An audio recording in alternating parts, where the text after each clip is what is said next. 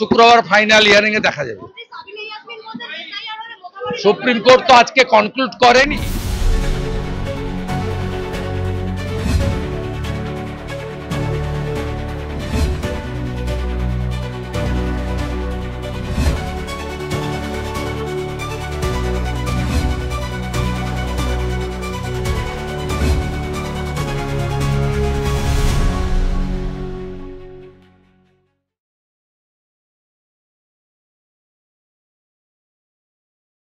বলো দুর্গাপুরে পুলিশ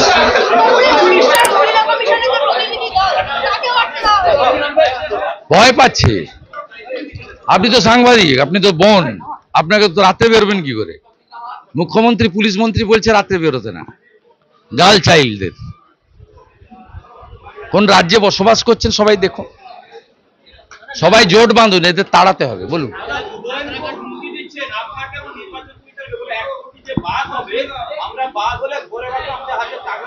হ্যাঁ, ওসব কাগজে বাগদের দেখা আছে, সব কাগজের বাগদের দেখা আছে, দেখা আছে। ওর মালিককে হারিয়েছি, ওকেও হারাবো দিন আটাতে। ও তো সাধারণ ভোটে নিশীথের কাছে হেরেছে 21-এ, পরে ছাপ্পা মেরে উপনির্বাচনে জিতেছে। বড় বড় কথা বলে, দুবার হেরেছে। অশোক মন্ডলের কাছে একবার হেরেছে, আরেকবার নিশীথ প্রামাণিকের কাছে হেরেছে। ওকে এবারে হ্যাট্রিক করাবো হারের।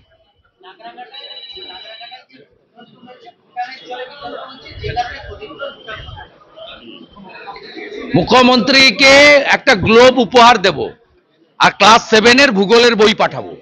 ও ভূগোল জানে না বলে এই ধরনের কথা বলছে।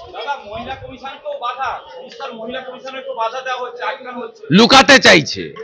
আমাকেই তো ডাক্তারদের সঙ্গে কথা বলতে দেওয়া হয়নি, আমাকে বাইরে বাবার সঙ্গে কথা বলতে হয়েছে, মায়ের সঙ্গে বাবার টেলিফোনে কথা বলতে হয়েছে।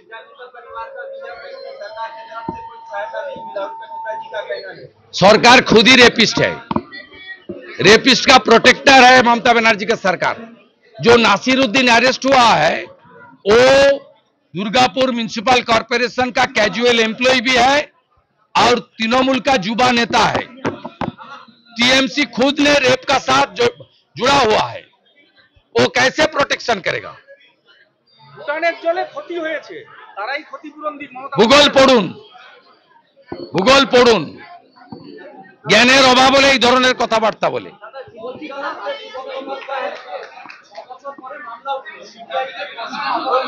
রাজীব বন্দ্যোপাধ্যায় না রাজীব কুমার, আমি মন্তব্য করব না। শুক্রবার ফাইনাল হিয়ারিং এ দেখা যাবে। সুপ্রিম কোর্ট তো আজকে কনক্লুড করেনি এবং ভারত সরকারের পক্ষে এসজি নিজে ছিলেন। এবং পশ্চিমবাংলার, আমি কোর্টের বাইরে বলছি, পশ্চিমবাংলার সবাই জানে যে সারদার সব এভিডেন্স ডিস্ট্রয় করেছেন রাজীব কুমার মমতা ব্যানার্জিকে বাঁচানোর জন্য। সে কোর্ট কি বলবে, সিবিআই কি করবে তাদের ব্যাপার, কিন্তু 8 থেকে 80 প্রত্যেকে জানে সারদার যে ডিভাইস এবং সমস্ত ডকুমেন্ট ভ্যানিশ হাফিজ করার কাজটা রাজীব কুমার করেছে। তাই রাজীব কুমার এখন পশ্চিমবাংলার অলিখিত পুলিশ মন্ত্রী।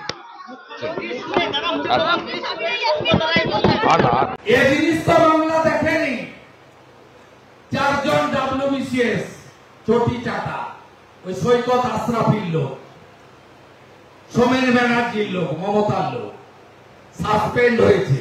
এফআইআর अभी बाकी है। বিহারে 432 জন বিএলওর নামে এফআইআর হয়েছে, 52 জন জেলে আছে।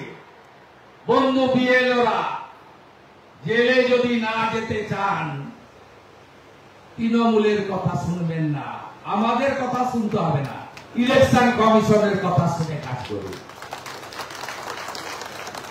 কাদের কাদের নাম থাকবে না, মৃত ভোটার থাকবে না, ডবল ট্রিপল এন্ট্রি থাকবে না, ভুয়া ভোটার থাকবে না।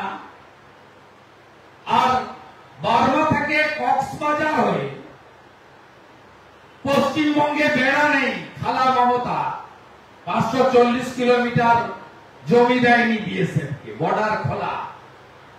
যে রোহিঙ্গারা এসেছে তাদের নাম আর বাংলাদেশি মুসলমানদের নাম থাকবে না,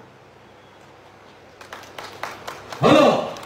আর বাংলাদেশ থেকে যে হিন্দুরা এসেছে বাঁচানোর জন্য তাদের নাম উঠবে, তাদের সিএএ তে আবেদন করতে হবে, তারা শরণার্থী, আর বাংলাদেশের মুসলমানরা অনুপ্রবেশকারী, হিন্দুরা শরণার্থী, ভারত হিন্দু ভূমি, হিন্দুস্তান, তাদের জন্য নরেন্দ্র মোদী 31/12/2024 পর্যন্ত সিএ টাইম বাড়িয়ে দিয়েছে।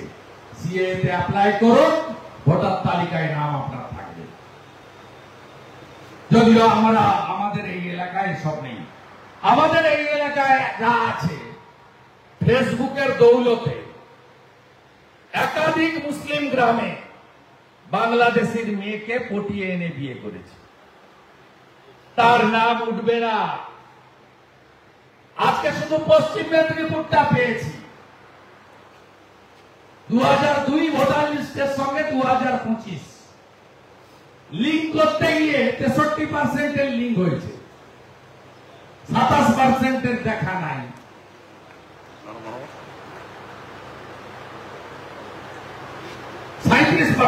দেখা নাই। এ জেলায় 30% পাবে। তাহলে BLA-2 যারা দায়িত্ব নিয়েছেন, আপনাদের উপর কিন্তু বন্ধু সব নির্ভর করছে। একটু যত্ন করে আপনারা করবেন স্বেচ্ছামূলক কাজ। আপনারা যে আশা নিয়ে বিজেপি করেন, সেই আশা পূরণ করতে গেলে BLA-2 একটু SIR এ সিরিয়াসলি করবেন। নেতা বললে করাটা ব্যাপার না, এটা শিক্ষিত জায়গা। আপনারা জানেন কি করতে হয়, নিজের মতো করে করবেন। 2002 এর ভোটার লিস্ট পেয়েছেন, 2025 এর পেয়েছেন। একটু সুন্দর করে গুছিয়ে করুন। আমি BLA-2 দের নিয়ে পরে একটা কর্মশালা করে দেব, অফিসিয়াল নোটিফিকেশনের পর। হলো থার্ড হচ্ছে বৃহত্তর সনাতনী ঐক্য। উপরের স্তরের তৃণমূল নেতাদের নেওয়ার কথা কেউ বলছে না, আমিও বলছি না, কিন্তু গ্রামে পাড়ায় 800 মুসলিম ভোট 780 জন পোল দিলে 772টা বা 75টা তৃণমূলকে দিচ্ছে। 800 হিন্দু ভোটে 750 পোল হলে আমরা 450 পাচ্ছি, তৃণমূল 275 পাচ্ছে, সিপিএম বা কংগ্রেস এখানে ছিল 25টা পাচ্ছে। তাহলে কি করতে হবে? হিন্দুদেরকে এক করতে হবে। যে হিন্দু পরিবারগুলো আমাদের ভোট দিচ্ছে না, বুথ মিটিং করে জানাপাড়ার 7টি পরিবার 22 জন ভোটার বুথে যোগদান করান ভোটারদের। মমতা ব্যানার্জি বলে ধর্ম যার যার, উৎসব সবার, আর বিরোধী দল নেতা বলে ধর্ম যার যার, রক্ষা করার দায়িত্ব তার। মোথাবাড়ি হোক, চান হ্যাঁ কিনা? ধুলিয়ান, শামশেরগঞ্জ, মুর্শিদাবাদ হোক, হ্যাঁ কিনা? মহেশতলা হোক, চান হ্যাঁ কিনা? হরগোবিন্দ দাস, চন্দন দাসকে পশু কাটা ছুরি দিয়ে কেটেছে সিপিএম করতে, হিন্দু বলে কেটে দিয়েছে। রবীন্দ্রনগর মহেশতলায় পুলিশের সামনে তুলসী মঞ্চ তুলে দিয়েছে। দামোদর মাস চলছে, কার্তিক মাস, দীপদান করছেন তো এই মাসে। গ্রীষ্মের সময় তুলসী মাকে আমরা জল দিই তো, তুলসী দেবীকে আমরা রানী হিসেবে পুজো করি তো, কীর্তন করি তো। মহেশতলায় তুলসী মঞ্চ তুলে ফেলে দিচ্ছে এক জিহাদি পুলিশের সামনে। আপনারা এত তাড়াতাড়ি ভুলে গেলে হবে কি করে? বাঙালি হিন্দু এত শর্ট মেমোরি হলে হবে না। মোথাবাড়ি, মুর্শিদাবাদ, মহেশতলা দায়ীকে আরেক মমতা। রতন টাটা বলে গেছিলেন সিঙ্গুর ছাড়ার আগে, মাথায় ট্রিগার রেখে আমাকে রাজ্য ছাড়তে বাধ্য করলো। আমি খারাপ এম কে ছাড়লাম, ভালো এম এর কাছে যাচ্ছি। মমতাকে ছাড়লাম, তখন গুজরাটের মুখ্যমন্ত্রী নরেন্দ্র মোদী, আমি যাচ্ছি গুজরাট। তাই রতন টাটা প্রয়াত বলে গেছিলেন যে খারাপ এম কে আজকে নয়, 2008 সালে অনেক দূর থেকে দেখতে পায় এই মহামানব। আজকে গোটা বাংলা বলছে সবচেয়ে খারাপ এম এর নাম হচ্ছে মমতা ব্যানার্জি। বৃহত্তর সনাতনী জোট গড়ে তুলুন। মমতা ব্যানার্জিকে দেখবেন বাংলা ভাষী হিন্দু, হিন্দি ভাষী হিন্দু বলে। কোনদিন দেখেছেন বাংলা ভাষী মুসলমান, উর্দু ভাষী মুসলমান বলতে? বলে না,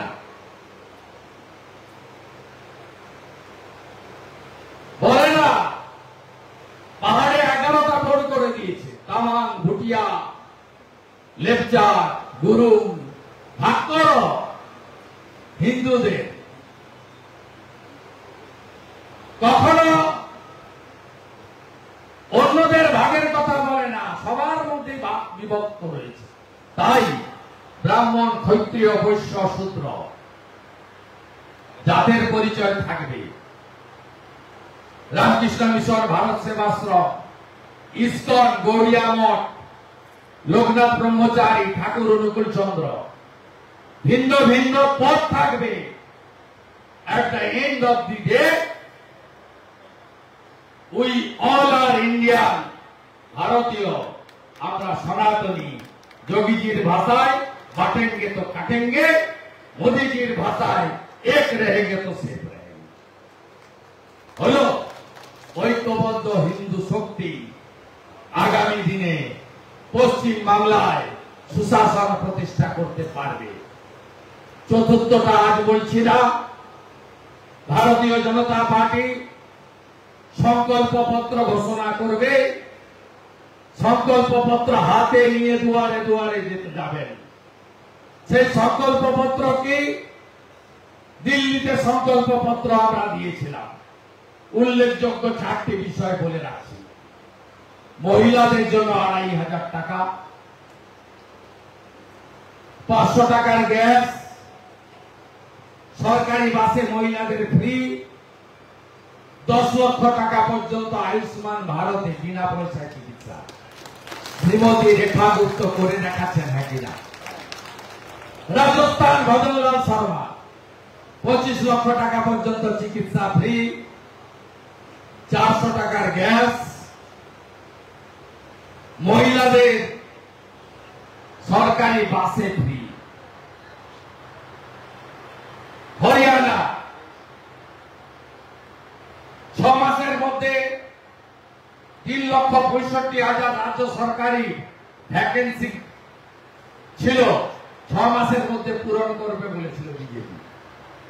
পরীক্ষা দিয়ে ওই মার্কশিট স্বচ্ছতার সঙ্গে সব রাজ্য সরকারের ভ্যাকেন্সি পূরণ করে দিয়েছে মেধা অনুযায়ী। 2100 টাকা মহিলা।